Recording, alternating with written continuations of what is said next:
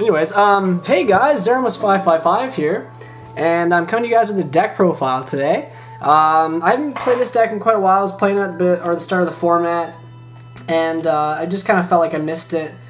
I always go back to it. You guys know I love the deck so much, and that deck's obviously Herald of Perfection, or Herald Agents, because this card is busted. It's one of my favorite cards of all time. It's amazing. Right now, a lot of people are going to be like, ew, this card's bad because it loses to Evil Swarms. And yes, that's true. If they go first turn Ophion, which is fairly easy for that deck to do due to Rabbit and their double summon guy, it's pretty difficult to actually make a comeback. I mean, we do have Venus, but and Tour Guide, but I mean, other than that, we don't really have a lot of outs to the deck. So it's pretty much a dice roll deck against Evil Swarms, but every other deck, especially like Water, Chaos Dragons, amazing matchup. Chaos Dragons, Elemental Dragons, because they're not big enough to actually get over the 2800 defense of Herald, and either is Water. Plus, Herald's very busted in the sense that you can negate multiple times in a chain. So this is a different build. This is it's pretty much standard how I usually run it, but I'm running some weird like one-offs and whatnot. I'll explain why I'm running them. I'm also running a really cool engine that's amazing with the deck, and I'm actually not running Pot of Duality anymore. Reason being is even though Duality is good for getting to your stuff, you really need to emphasize getting that first turn Herald on the board as soon as possible.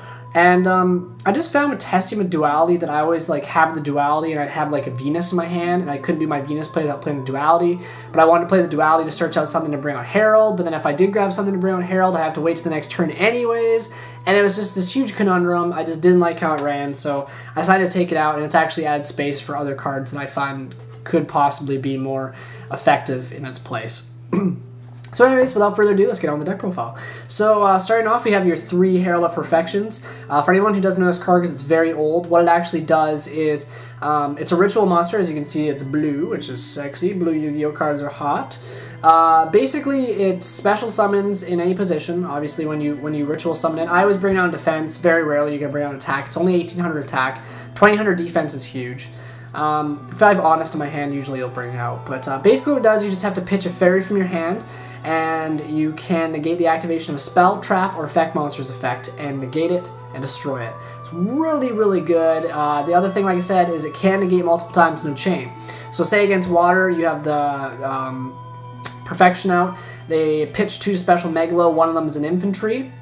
The infantry will activate to destroy the Herald, and you can just pitch and negate. And I mean, then if you wanted to, you could also pitch and negate them from grabbing their Abyss Sphere with Megalo. But then once again, Megalo can't get over the 2800. He'd have to drop something else and then try and do like a Big Eye play, but then you can just negate Big Eye. So it really doesn't matter. Herald is just such a threatening card, and it's just very, very powerful. As Mega Capital G actually said in his video, I watched his video, and that's why I was kind of like, oh man, I miss playing this deck. You know, being able to go first turn Herald plus Kristya is incredible. And it's actually very easy to do in this deck. All you need is like a Preparation of Rites, a Herald, Advanced Ritual Art, and you can do it. So it's really, really easy to do. And Kristya is obviously a very busted card. It shuts down a lot of the meta right now. The only deck that potentially could get over it by itself would be Fire Fists. I mean, Water could do it as well if they had Undyne, but generally they'd have to search out the Undyne, or if they had like an infantry and a pike or something. But once again, Kristya just goes back to the top of your deck, so very, very good card. Now, I've seen a lot of people just running 2 of this guy, but I still think you have to run 3 Master Hyperion. He's just such a powerful card. I mean, everyone's so afraid of Evil Swarm right now. It is a very good deck. It did win the regionals in Vancouver that I attended and was not able to finish, unfortunately. But I don't think it's going to be as dominant as people think. It is a very good deck, but there's still other powerful decks in the meta that we have to worry about, and I think Hyperion is just really good for getting over stuff like that. Basically, if you can get him and a Herald on the field, like early game, it's just so hard for your opponent to get out of, because every turn you're negating something, and you're potentially going +1 off of the Hyperion, so they cannot even put any field presence on the board. They're going minus off of it, so very, very good. Now, one of the outs to Ophion is actually Venus. Venus can make Gotchi. Obviously, I can't run over with Venus, but you can make Dark Mist, which is actually a really, really good card versus Evil Swarm. Lance does hurt it a little bit, but I mean, generally it's not a huge deal. Just making first turn Gotchi and then making your Herald even bigger is just great. Obviously, you are running the Shine Balls as well, so I mean, potentially it does make sense. Next up, obviously, we have the 2 Earth to search out the Venus. And I'm actually running 1 Jupiter. Now, I don't like this guy. I think he's bad. But I am running 2 Dawn of the Heralds. So potentially, if I open up Dawn of the Herald, a Prep, or Herald, and a Venus, or sorry, not Venus, Earth, I can actually summon Earth, search out Jupiter, and then that's my 2+4 in my hand, which is 6, and that's enough for the Herald. And then I can actually banish the Dawn of the Herald and either add Jupiter or Earth back to my hand. Generally, I'm going to add back Earth, because then I have the Jupiter in the graveyard to banish, and then Earth next turn I can summon it and search out Venus if I need to. So I actually like him. He's actually good. He sucks if you draw him by himself, but I mean, he's still not a bad card. 3 Manju, you have to run them. Searches out everything in the deck, basically. You need to bring out Herald, searches out your Dawns, your ARAs, and it also brings out your Herald to your hand, obviously.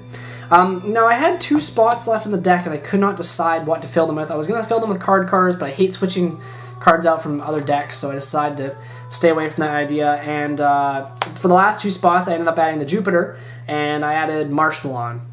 Now, I'm not really a huge fan of this card in the sense that it's bad versus Dino Rabbit, but that 1000 burn can actually be pretty devastating, especially late game. He's also level 3, so he comes in handy with the Tour Guide engine for Dawn. He's another fairy to pitch, and if I have a really slow hand, I can always just set him and stall out. I was thinking about writing Spirit Reaper over him, just to give myself another dark, but I think Marshmallon is just a better card. Plus, it's a secret rare, which is always good. You know, everyone likes secret rares. The 1 Honest, obviously. Finally got myself a secret, so that's pretty cool. Now onto the vanillas. We got 3 Shine Balls for Venus. It's also good because you can play ARA, dump one of the Shine Balls, and Spirit of the Harp, and that gives you 6. It also gives you a graveyard and instant 2 cards for Dark Factory Mass Production, plus it also can give you some versatility in your graveyard for Kristya plays. And then of course I run the 1 Gyakutenno Megami. This is just here for an instant 1 dump for 1 dump for Advanced Ritual Art, or for something you can just, you know, pitch out of your hand with Dawn of the Herald. So that's it for the fairy engine, guys. Lots of fairies in there, as you saw. I think it's a good like 24 fairies or something. I'm pretty sure it's 24 fairies. And I do run Avarice, so you're always cycling through your stuff really fast once you get the Herald on the board. For my Dark Engine, I am running BLS. Nobody runs this card anymore, which is hilarious. But it's actually really good in this deck. I only run 4 Darks, other than... I run 4 Darks. And then XYZ-wise, I mean, I can make Dark Mist. He's a Dark, which is cool as well, but generally I'm just going to be making Gotchi. But most of the time, I'm going to hope to draw in a Tour Guide. If this guy sits in my hand, I know once a Dark hits the grave, you get a Herald, puts this guy in the field. It's the exact same thing with Hyperion. Your opponent could not put anything on the board, because generally just every turn you are going banish, banish, banish, attack, attack, attack, attack. Like whatever you want to do, it doesn't matter. So the BLS is actually really, really good, and I am actually liking it in further testing. So here's actually my favorite engine in the deck. So I'm running 2 Tour Guides and 1 Djinn Releaser of Rituals. Now, what she does is she's level 3. When she's tributed for the ritual summon of a ritual monster, basically your opponent cannot special summon monsters. So she's a mini Kristya. Now, the cool thing is, and one of the awesome plays about this engine is obviously, like, say I don't have a Herald turn 1, her effect actually allows it so you can banish her from the graveyard, and she can count as a tribute for a ritual monster. So what you can do is you can just basically go Tour Guide, bring this chick out, and then overlay for like Zen mains or something, gives you a little bit of stall, whatever you need. And then you can, when this is in the graveyard later on, like I said, you can banish it, or the best plays, you can actually go Tour Guide, bring this thing out, Tour Guide, bring this thing out, and then you play Dawn of the Herald, you tribute them both, bring out your Herald of Perfection, and now your opponent cannot special summon, you have a Herald on the field that can negate whatever you want, except for counter traps, and then you pay the Dawn of the Herald effect cost to banish it, and then you can add back the Tour Guide to your hand to summon and use again next turn and bring out another Tour Guide. So it's really, really good. I mean, you basically open up with Tour Guide, a Dawn, and a Herald. You have, like, ultimate lockdown. You don't even need Kristya for that. Like, you just have this ultimate field control, and it's just really, really good. And last but not least, there are a lot of OTKs going on in the game right now. I'm not running... I was actually going to run Max C's I was thinking about, but I decided against it. What I'm actually running is one Gorz. Now, he's my fourth Dark, but people just don't expect him. I mean, yeah, you get him in your hand with a Herald out. It's not that great. Obviously, you can't pitch him as a fairy, but the thing is, a lot of people are just going to go boom, boom, boom, boom, boom, just playing cards, trying to get that Herald off the field, and then they finally kill it, and then they go for an attack, and you go BAM! And drop the Gorz, and they're just like, I lose. And it happens more often than you think. Gorz is just still a great card. Once again, it's bad versus Evil Swarm, but I don't even care about that deck. If people want to play it, that's fine. If I lose to it, whatever. Yu-Gi-Oh! So on this, those 29 monsters on the spells, we have 3 Preparation of Rites. I've seen some people running 2. I think you gotta run 3. Thunder King's only at 2 now. Warning's only at 1, so, I mean, versus Warning, this card's not as good, but you need to get to that Herald as soon as possible.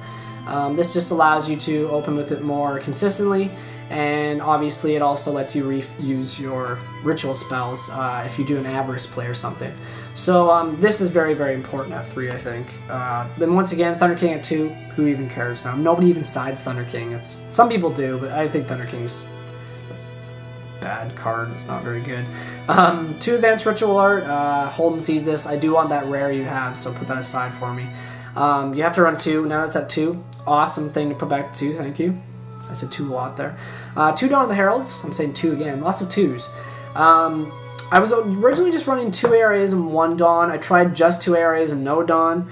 But Dawn's still an amazing ritual spell. Just for the fact that, like, sometimes you get cloggy hands where you get too many rituals in your hand, but it just gives you that, you know, just that confidence that you're going to be basically opening up with either this or ARA, and it just makes you feel a lot better about it. Obviously, ARA with Herald's better by itself because the Dawn requires you have the proper tributes, but Dawn, once again, you can do really cool plays with tour guides, so it's super good. Just 1 Dark Factory. I'm only running...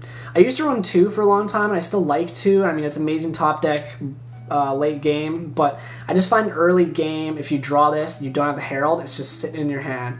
I do like this card a lot, though, because you can actually do a lot of cool plays. It lets you reuse the Shine Balls with Venus and whatnot. So, and now the reason I'm only running actually 1 Dark Factory is I'm running Avarice. I just think Avarice is too good not to run, especially now that I'm running the tour guides. I mean, tour guide, you know, an XYZ, that's 3 for Avarice. Boom, right there, so I'm good to go. And then my last 2 cards is Heavy Storm and Monster Reborn. I do not run Dark Hole because you always have field presence, and Dark Hole really does not do anything to benefit this deck. I'm not running Royal Decree. I side deck it because, once again, there's a lot of trapless decks in the game right now. Even Mermails I technically call a trapless deck. Like, yes, they have Abyss Sphere, and Decree's okay versus Abyss Sphere, but it also conflicts with Gorz, which I don't like. So anyways, guys, that's the deck profile. Thanks for watching. A lot of you are going to be like, oh, no, I want to see the extra deck. If you want to see the extra deck, I'm pretty sure it's on my last Herald profile. It's the exact same. Nothing's changed. The only cards I wouldn't mind getting would be like a... What's that guy's name? Paladinamo or something? I wouldn't mind getting one of him, but, I mean, whatever. Live and let live. So anyways, guys, thanks for watching. Make sure to like, comment, subscribe, and peace out.